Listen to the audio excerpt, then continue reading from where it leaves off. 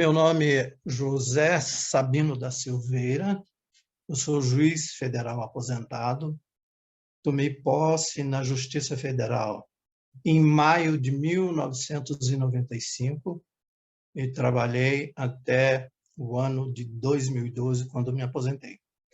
Tomei posse na Justiça Federal, na 9ª Vara da Justiça Federal de Curitiba, com o doutor Tadak, que era o juiz federal titular da vara, e eu na condição, então, de juiz substituto. Trabalhei até maio de 1999, quando assumi uma das varas da Justiça Federal em Paranaguá, junto com o colega doutor Nivaldo Brunoni, ele em uma das varas e eu na outra. A posse, o doutor Nivaldo já falou bastante sobre Paranaguá, sobre esse início do funcionamento da Justiça Federal lá em Paranaguá, e eu venho aqui falar sobre alguns pequenos aspectos que o doutor Nivaldo deixou passar em alguns das suas recordações. Paranaguá esperava de há muito pela instalação de varas da Justiça Federal naquele local e sentia-se meio que discriminada, porque, no entender deles, outras cidades bem menores e de um movimento de negócios inferior ao de Paranaguá já haviam sido instaladas. Então, no dia da instalação das varas, como o doutor Nivaldo já ressaltou, foi um movimento intenso lá em Paranaguá. Muita gente da cidade prestigiou, vieram a presidente, então, do Tribunal Regional Federal da 4ª Região, que era a doutora Ellen Grace, esteve lá também o diretor do Foro de Curitiba, doutor Joel Paciornik, e uma série de amigos e pessoas de Paranaguá, e juízes até de direito lá em Paranaguá. Foi muito concorrida a instalação das varas. Como disse o doutor Nivaldo, no início foi um pouco difícil para nós, porque por razões que não vem ao caso mencionar, a transferência de processos da Justiça Federal que haviam sido feitos pela Justiça, que vinham sendo conduzidos pela Justiça Estadual, não foram transferidos para a Justiça Federal num período mais breve, como deveria ser. Infelizmente, por razões alheias à vontade do juiz da Justiça Estadual do Paraná e diretor do Foro da Justiça Estadual, não conseguiu enviar os processos. Fui visitá-lo por diversas vezes, uma vez com o doutor Nivaldo acompanhando, uma vez, se é que eu me recordo bem, com o doutor Vladimir Passo de Freitas, que então já havia assumido o cargo de corregedor da Justiça na 4ª Região, e chegava da pena do juiz diretor do Foro da Justiça Estadual. O homem trabalhava tanto que começava de manhãzinha, e nós tivemos, o doutor Nivaldo e eu, a oportunidade de visitá-lo diversas vezes. À noite, éramos convidados para jantares em casa de outros juízes, íamos lá para ver se conseguíamos levar, era impossível. Trabalhava até meia-noite, era de manhãzinha à meia-noite, todos os santos dias. Então, esse fato levou-nos até a compreender o porquê daquela demora no envio dos processos. Mas, aí depois de quase 3 meses, enviaram os processos, sempre de execuções fiscais, ajuizados lá na Justiça Estadual, enviaram lá para nós. Aí, então, a Justiça começou a embalar. Aí vieram os processos, como o doutor Nivaldo falou, da mandado de segurança, principalmente muitos, que tinha ligação com o porto, importação e exportação de mercadorias e cereais, era uma loucura.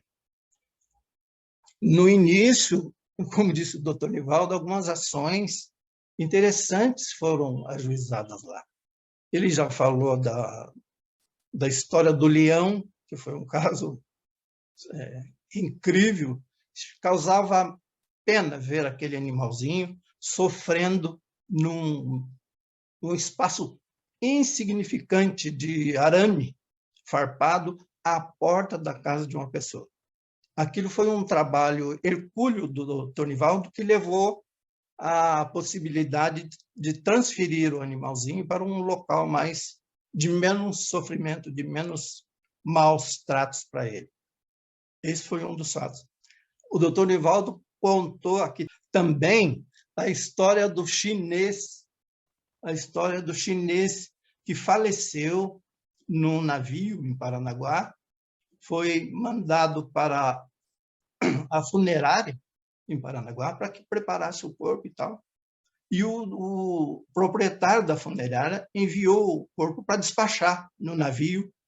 Eles se recusaram, sob o argumento de que a China não recebe os seus naturais falecidos fora do território chinês.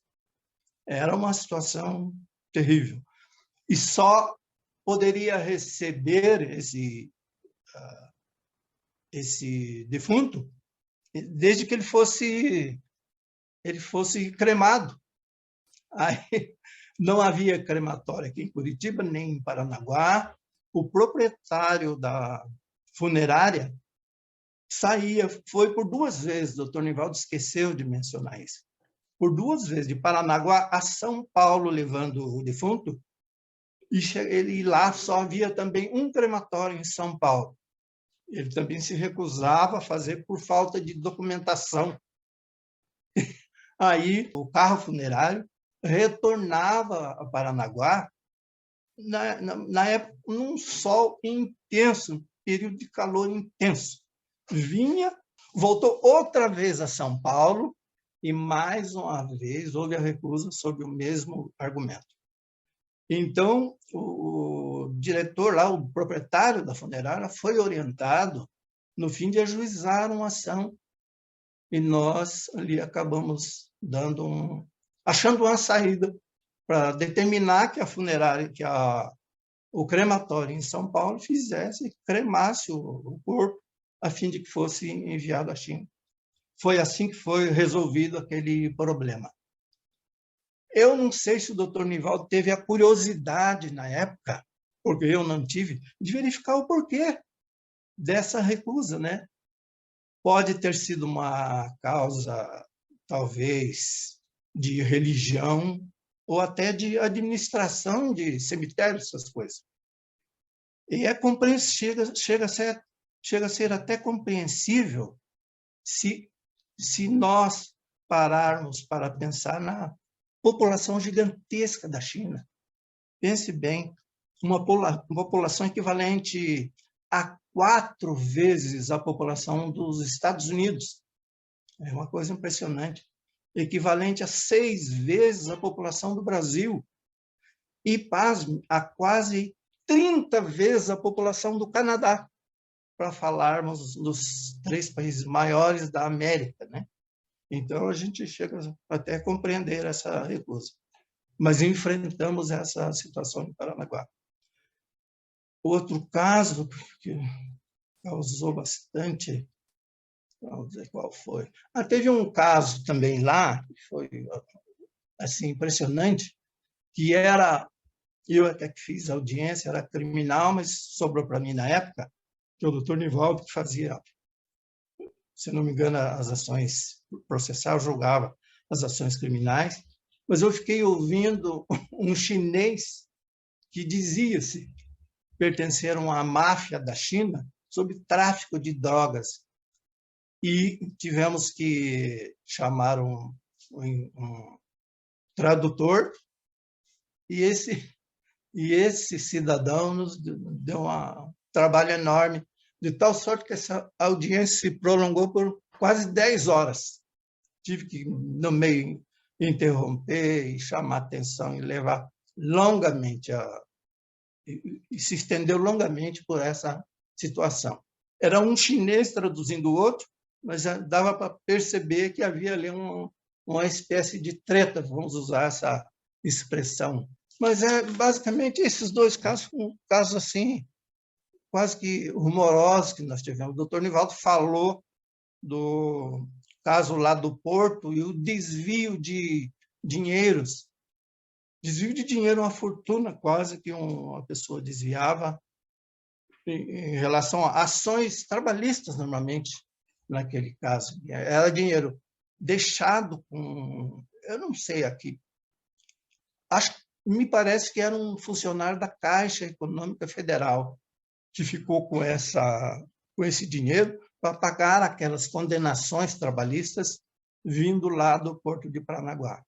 E ele desviou uma boa quantidade desse dinheiro. Sobre desvio, o outro caso que o doutor Nivaldo não tocou nele, e que é impressionante para ver a importância da Justiça Federal pelo só fato de ser instalada em Paranaguá. A exportação de soja do Brasil é um dos meios de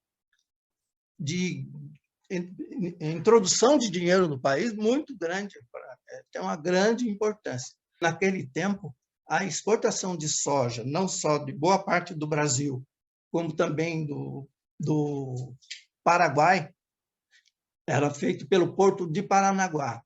Acontecia que os caminhões, talvez milhares deles, chegavam ao Porto de Paranaguá e descarregavam o soja num silos, um armazém lá que recebia. Fazia-se a conferência pela pesagem da quantidade de soja exportada. Ali era tudo igual, estava perfeita a pesagem do soja.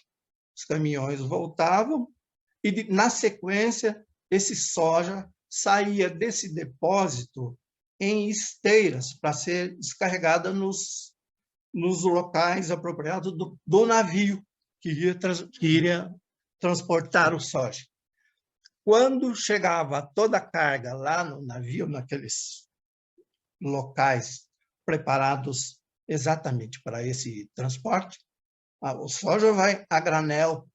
O capitão do navio com os engenheiros navais iam fazer a outra pesagem.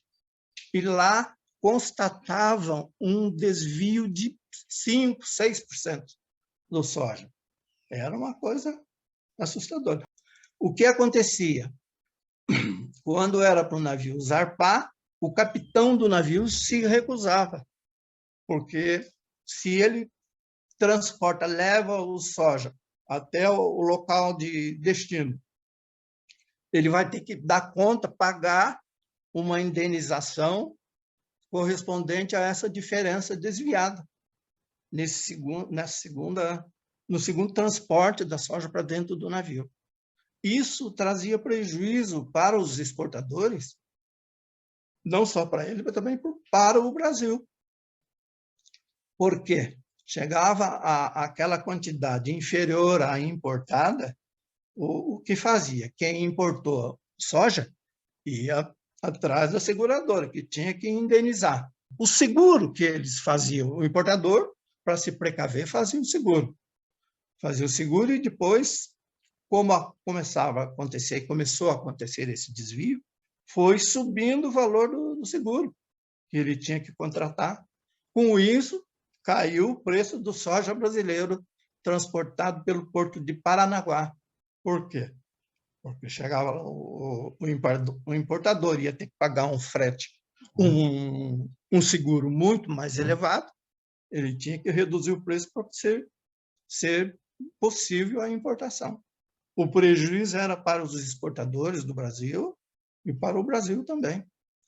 E esse fato veio à tona pelo tão só fato da instalação da Justiça Federal, que começava aquelas conversas, e até que chegou aos ouvidos de nós, mas nós não podíamos ter a iniciativa de ações penais por óbvio, para essa finalidade. Até que foi Foi indo até que acabou ajuizando as ações e descobriram lá era uma espécie de uma pequena organização criminosa. Foi resolver eliminar esse problema. Mas o que é interessante também, às vezes a gente não sabe, voltando agora lá à morte do chinês, a gente não sabe, estando longe lá desses fatos, que nos navios de transporte de mercadorias e cereais ocorrem muitas mortes. É incrível quando a gente se depara com isso e passa a ter conhecimento. Mortes por quedas nasquelas escadarias de ferros e também, por incrível que pareça, por eletrocutação. Aqueles espaços grandes do navio, onde são transportados o soja, por exemplo, eles às vezes têm a penetração de água e fica uma certa lagoazinha lá dentro. Os fios que são carregados por dentro do navio, às vezes desencapam encostando em ferros de escadaria, por exemplo, e caem naquela água. Se tem um trabalhador transitando por lá num dado momento, e para mexer, consertar alguma coisa ou outra, cai aquele fio desencapado na água, acaba morrendo eletrocutado. E isso é relativamente comum ocorrer no navio. Mas é isso, eu acho que, assim, só complementando essa parte que o doutor Nivaldo falou, que eu acho que é um fato assim, interessante para se mencionar. Eu também, como o Nivaldo, doutor Nivaldo, gostaria de cumprimentar vocês por essa iniciativa, e é interessante que a Justiça Federal como um todo, né, agora outras varas aí do interior do Paraná e da quarta região inteira, parto para esse processo de assim, revivar a memória da Justiça Federal. Isso é uma atitude muito boa que vocês tomaram. Quero deixar também os meus cumprimentos por esse trabalho tão valioso.